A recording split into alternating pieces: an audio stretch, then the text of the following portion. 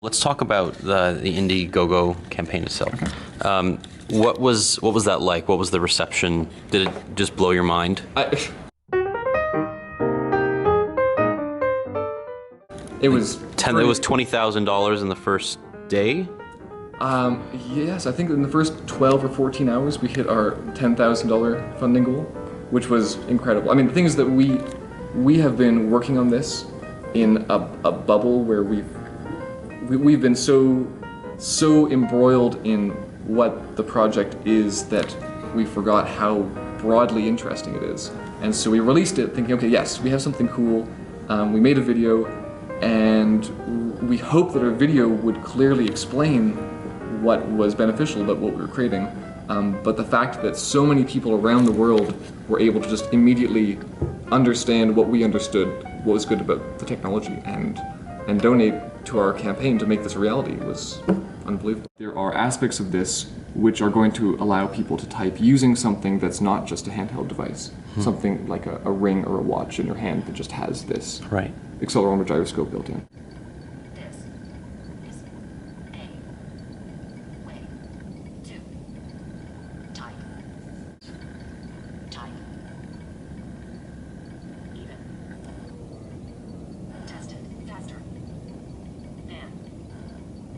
If I want to type on Minuum, if I want to say something like, this is a keyboard, then I know the T's there, H, I, and S. And because it's the QWERTY keyboard just squashed down to one row of keys, I know that I don't have to aim very precisely. And even though my figures are much bigger than the actual keys, I don't worry about it, I just type T-H-I-S. And it knows that I typed the word this. So because you're typing on a line, it does not matter what type the keyboard is. So if I want to type number 7, I know that every time I touch, I have this magnified view. So if I wanted to enter a custom letter, I don't have to press and hold and wait. Just immediately it's there. And if I wanted the 7, every time I touch and slide up, I get the 7. The whole notion of anything else you might ever need to access, aside from shift and backspace, will be available either as a slide from left to right or from right to left, or potentially a longer slide from left to right, or maybe an L shape upwards. Typing on a line on a one-dimensional keyboard is so broadly extensible because it could be anything. We just don't have the resources to create all of these hundreds of different kinds of ways of typing on wearable devices. Right. So what we want to do is we want to enable the community to create their own hardware devices, to create their own kinds of rings or glasses or arm-based or fabric-based sensors you can type on your shirt or your pants or whatever you want.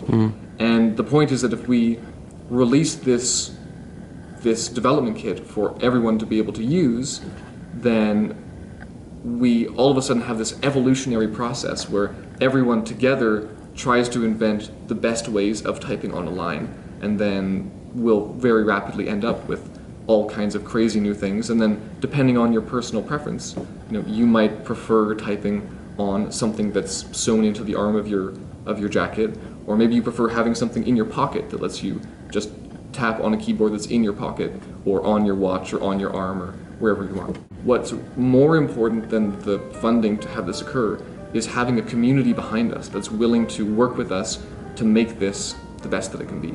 And the point is that because there's just so much room for this to be anything, and for this keyboard to enable typing in so many new ways, it's really having that community there with us to help us create all of the unlimited possible ways to type.